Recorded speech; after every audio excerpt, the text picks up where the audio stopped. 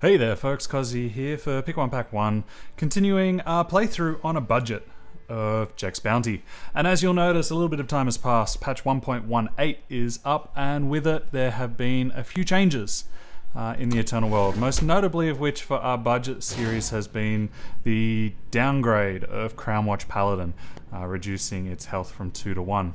So there's a couple of new decks. I'm trying to move into a slightly different direction. For this one against the Dinomancer, not too much has changed, but there will be a couple of decks in the future that we're definitely changing our approach on. With the Dinomancer, he likes to turn a creature into a 5/5 dinosaur, and what that basically means for our two builds is lots and lots of tokens. This first one, a Praxis Tokens list. I'm trying to move away from the Jito, especially now that Jito's not quite as applicable in Constructed as it used to be. This one was inspired by a Manus S list that he shared on his exceptional YouTube page. Props to him, great stuff that he does. But let's take a look at the small adjustments I've made here. So, as I said, we want to make as many cheap creatures as possible. We have the playset of the Grenadin drones. I'm even running in the Humbugs here because if it's a 1-drop 5/5, it's a good deal. Initiative the Sands to ramp through a little bit. Oni Ronin. These aren't as good as usual because if you happen to have a creature that's had a couple of Warcries go through and they turn that into a dinosaur, it doesn't get the +1/+1s with it. So these are really just a 1-drop as far as I'm concerned, and that's the other reason why we're running Ruthless Strangers in here as well. Torches for the removal and Piercing Shot. They run a lot of creatures with a health of 2 or less, so as per usual in this campaign, this seems to be pretty much Gold Star standard removal. Talir's Favored and the Amber Acolyte all working up towards our end plan of being able to afford not only the assembly line, a couple of Marisen's Disciples, but also the Xenan Obelisk. To turn whatever we got left into huge creatures. And then of course in the middle here, Temple Scribes. We're basically just trying to flood the board with creatures. We're trying to trade off profitably and then take advantage of the fact that they have to turn some of our remaining creatures into dinosaurs.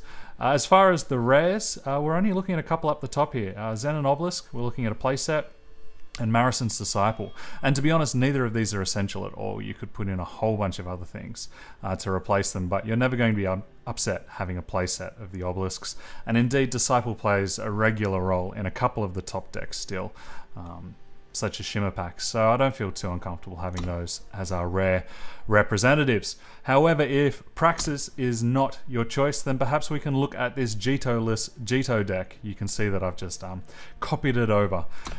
This one, very similar premise. We want as many 1-drops as possible so we can give ourselves the best chance possible of having our 1-drops turned into a 5/5 rather than theirs. Blood Beetles, Grenadin drones, Knifejacks, Oni Ronins, Pyroknights are some of the rares we have in here, and Ruthless Strangers. We're really pushing hard on it. As far as the spells down cheap, we have a handful of Dark Returns, just in case we want to bring back something nice. They do run Vanquishers in the deck to get rid of whatever they've turned into a dinosaur, so if we can bring back 6/6, we'll be pretty happy. Rapid Shots to allow us to win on combat when they block with their dinosaur against one of my 2/1s. Torches, Removal, Annihilate, and then Virus Favor. There are a lot of 1-health creatures. And then of course at the top, we're going wide with Assembly Line, we're going wide with Shogun Scepter. And then I've also decided to have a little bit of fun running the Granite Acolytes in here. Whilst I said before, the Warcry isn't as a premium, Acolytes are because the weapon stays. And so the unit gets transformed into a dinosaur with +2. Marginal, you know, there's probably quite a lot of better creatures to put in here because they're cheaper, but this does the job and I'm happy enough with it. And then the Sigils to round out. As far as our rare representatives, we're looking at the Shogun Scepter, we're looking at the Pyroknights, but again, very, very interchangeable here. This is a relatively nice and simple campaign, so long as you recognize that we want to be playing creatures, we want to be playing a lot of creatures, and we want to be playing cheap creatures. And the rest should hopefully fall into play. So let's run through, go up against the Dinomancer and see how we go with our Praxis Tokens list. So the Mad Dinomancer at the start of the enemy turn, he transforms a random unit into a 5/5 Dinosaur. We want to be stacking the odds massively in our favor. This hand is soft because we basically want to have the highest critical mass of creatures possible, so we're going to throw it back and hope that we get fewer power in our opening hand. Unfortunately, it wasn't really interested in playing ball. This is a pretty weak hand as far as this deck goes. Let's just hope that we draw out of it and we get a couple of good 1-drops.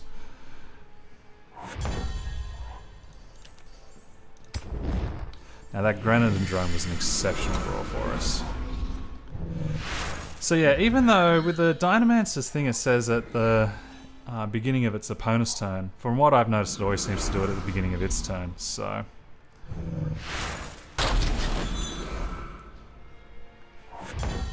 I'm not sure if that's just a translation issue or not. I'm actually quite happy to... we'll be playing a creature, which means that I'll be guaranteed to be turning this Ronin into a 5/5.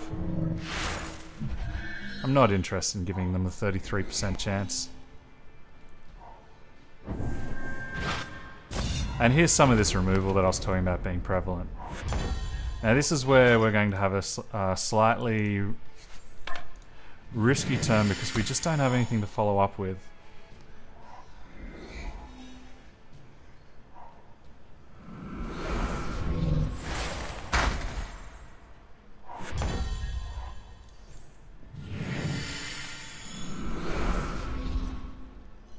Let's go as wide as possible.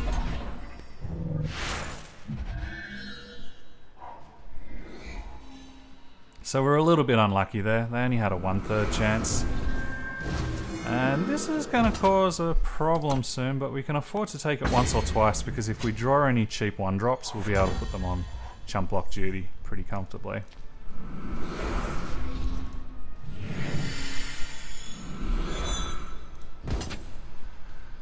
If I attack him with both, I don't really want to be trading. I'd rather have that as a chump block, so we'll hold this back for now.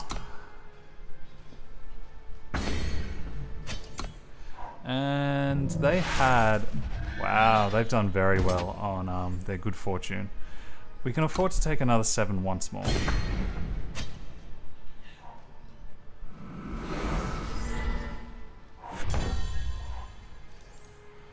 I think it's fair to say we've been reasonably unfortunate in... Wait, that's only going to trade off. We've been reasonably unfortunate. We had a slow draw. And on both instances when there was a 33% chance, wow, they did it again. So that's 3 lots of a 1/3 each. So we're looking at, what's that? 1 out of 27 of this outcome happening. Now, the big question is whether we're willing to take 7 a final time. Because if we double block here,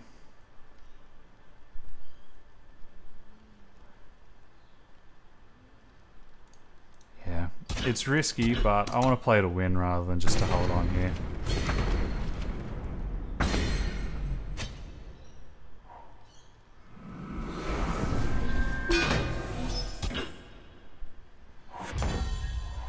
And that's really what we desperately needed at that point, was a unit. Can we afford to attack? I think we need to get aggressive here.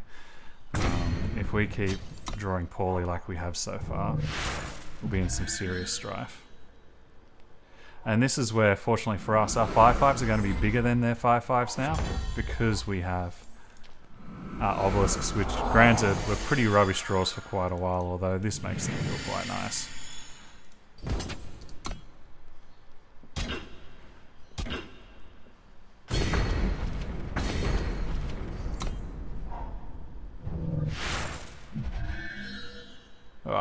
Keep managing to hit exactly... Okay, that's good. I was going to say, they keep managing to hit exactly what we don't want to see them hit.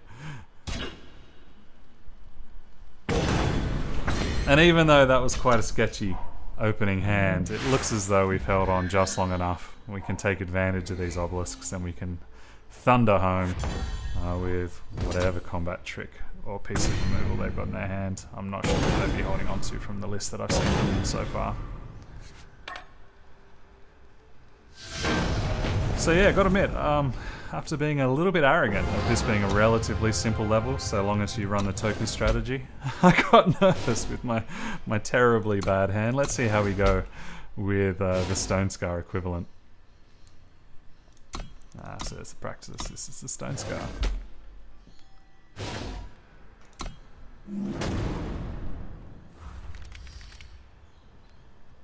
And this is a very good hand. We can go 2 dinosaur targets into an additional one, into several more, and keep going like that.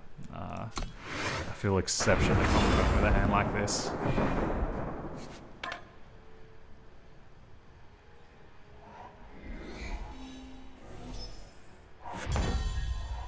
And ever more so now that I know that I'm going to be guaranteed to turn one of these into a 5/5.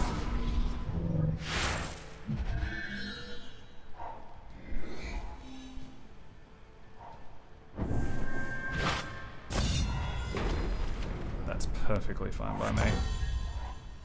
Would have been nice to have drawn another 1-drop there, but you know, beggars can't be choosers.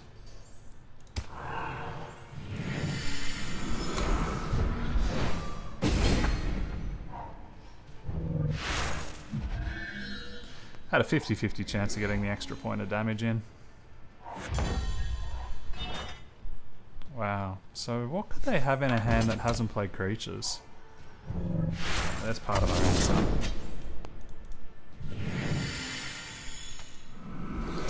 So I could have played the Shogun Scepter there, but as I said, Warcry doesn't matter quite as much in this particular matchup as it does in general, because a Warcry creature does have a reasonable chance of just getting converted. Here I'll do it as a quasi-combat trick, and also because I don't have a lot of other options. But yeah, name of the game, just increasing the odds of me having a valid target to become a Carnosaur. Like even here we got 1, 2, 3, 4. 4 out of 5, so 80% chance. And they're exactly the kind of odds that I'd like to beat. They play the Tyrannize, which I'm pretty sure is the card that you get to win if you finish this level. So my choices. He's still on a relatively high life total. I could use my Scepter so that I have a Carnosaur that can attack in and not have to trade, and then just attack with these 2. Otherwise I could try and go wide and just go, you know what, I have so many creatures wide, it's not going to worry me. But I think here, we can afford to play a little bit cautiously. I've already seen one of their 4 Vanquishes. And I can still take advantage of attacking wide anyway once the stun wears off of these central creatures.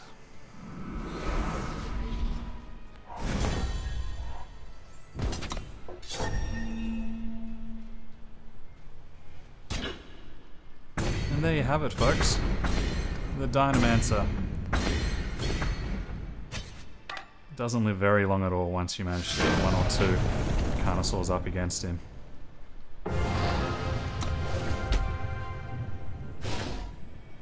So sweet. Really very nice and easy. Just make sure that you have a high density of creatures. To be honest, the creatures really don't matter that much. I went for all of the token generators I could to give myself the highest possibility of getting the free upgrade.